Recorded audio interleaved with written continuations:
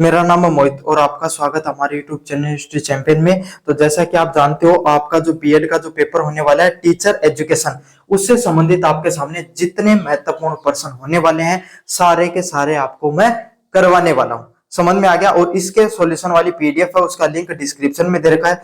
जाओ और जाकर आपके सामने लास्ट में उनको पढ़कर चले जाओ। बहुत ज्यादा इंपॉर्टेंट आपके सामने वो पीडीएफ होगी, उसको जोर से डाउनलोड करके पढ़ लेना। और सभी बच्चों से रिक्वेस्ट है, प्लीज चैनल को जोर से सब्सक्राइब कर दो। 400 सब्सक्राइबर कम है अपने 39 के सब्सक्राइबर होने में, तो कर दो भाई सारे बच्चे चैनल सब्सक्राइब, ताकि अपना पूरे के पूरे 39 के सब्सक्राइबर वो पूरे हो जाए। चलिए, कॉन्सेप्ट ऑफ टीचर एजुकेशन क्या होता है। पहले वाला पर्सन आपके सामने unit number first, concept of teacher education, जो टीचर एजुकेशन, जो अध्यापक जो की शिक्षा होती है उसके क्या सिद्धांत होते हैं, उससे संबंधित प्रश्न देखने को मिलते हैं। पहले वाला, explain the meaning of teacher education and teacher training. तो शिक्षा एवं शिक्षक परीक्षण का अर्थ व्याख्या कीजिए।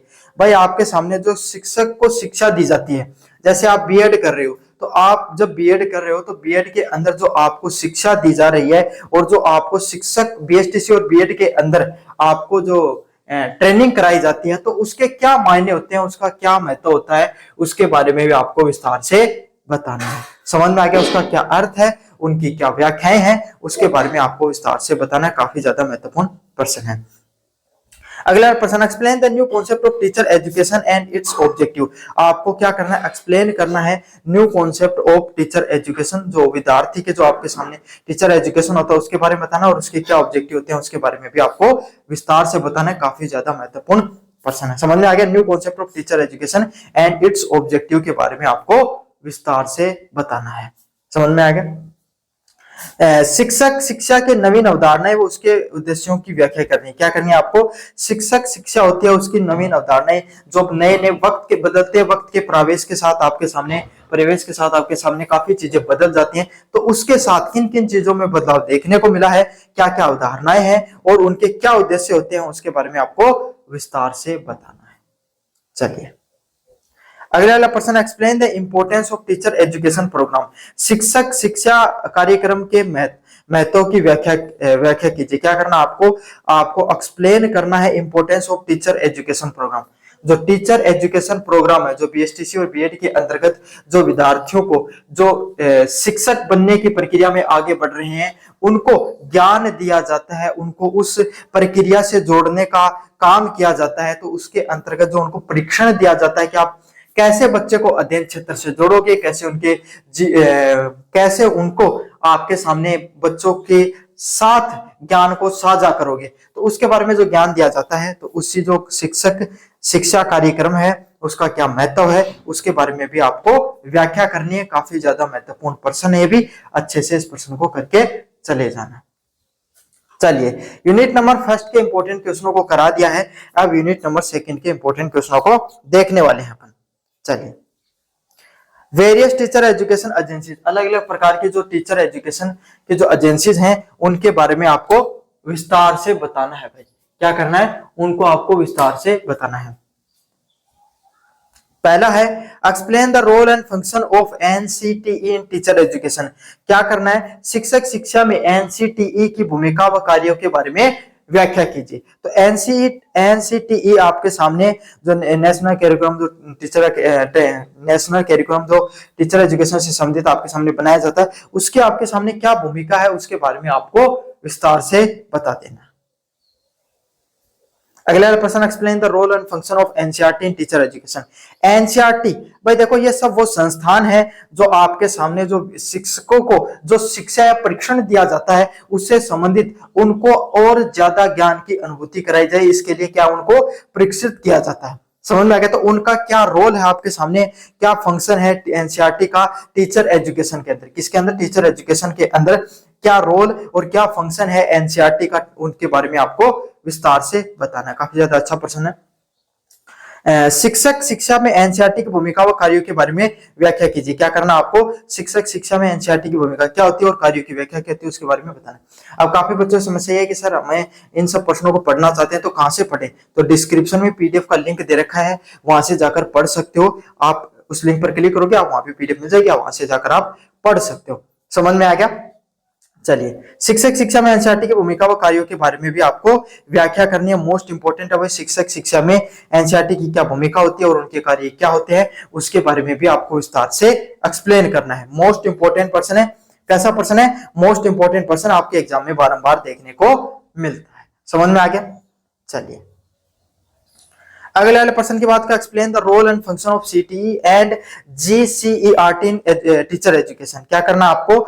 शिक्षक शिक्षा में सीटीई, सीटी नहीं है ये राजस्थान वाली नहीं या और स्टेट वाली, ये सीटी है। और जीसीईआरटी की क्या भूमिका होती है और उनके क्या कार्य होते हैं उसके बारे में भी आपको बताना। तो शिक्षक शिक्षा के अंदर आपके सामने सीटी और जीसीईआरटी की क्या भूमिका होती है और उनके क्या कार्य होते हैं उसके बारे में आपको विस्तार से बताना है। काफी ज्यादा मोस्ट इंपोर्टेंट क्लास होने वाले शिक्षक शिक्षा में सीटी और जीसीईआरटी की क्या भूमिका होने वाली है।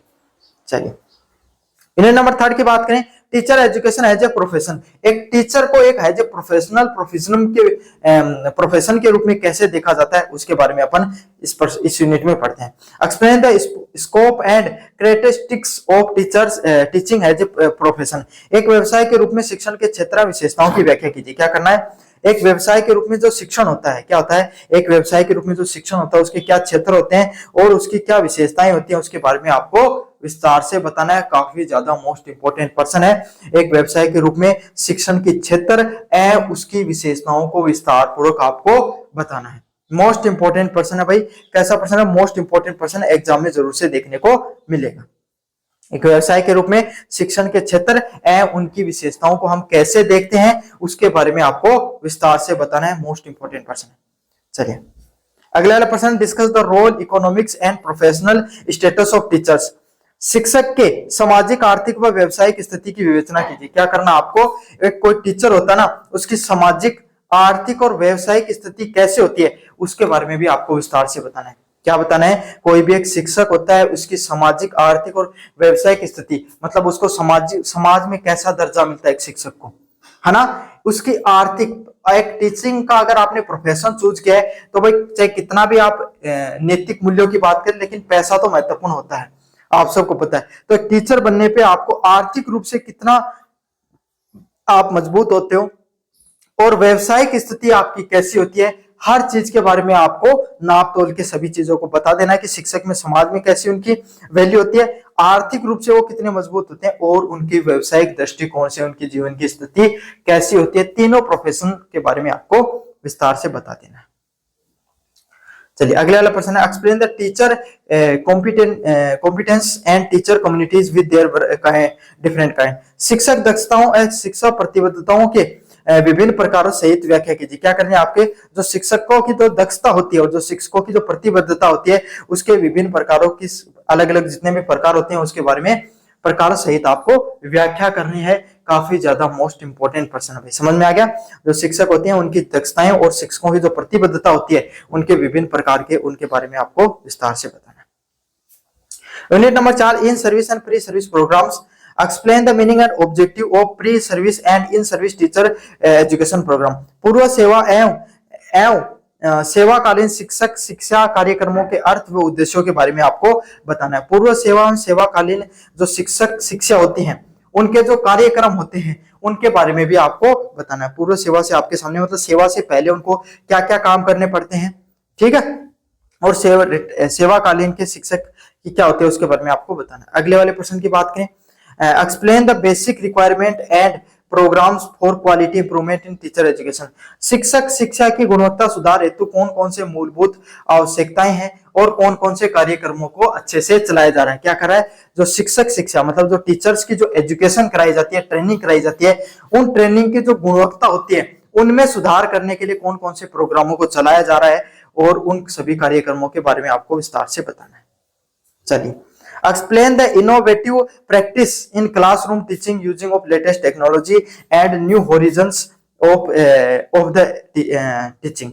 कक्षा शिक्षण में नवीन प्रयोगों, नवीनतम तकनीकों के उपयोग तथा शिक्षण व्यवसाय के नए क्षितिजों की व्याख्या करनी है आपको। तो कक्षा में शिक्षण के जो अलग अलग प्रकार के प्रयोग किए जाते हैं वो क्या होते हैं, नवीनतम तकनीक क्या होती है जिनका प्रयोग किया जाता है, और शिक्षण व्यवसाय में जो अलग अलग प्रकार की जो ऊंचाइयां छुई जा रही है उनके बारे में भी आपको विस्तार से बता देना है। समझ में आ गया? तो ये था वैल्यू एजुकेशन का पेपर। कैसा लगा वीडियो जरूर से बताना, चैनल को जरूर से सब्सक्राइब कर देना। धन्यवाद। समझ में आ गया?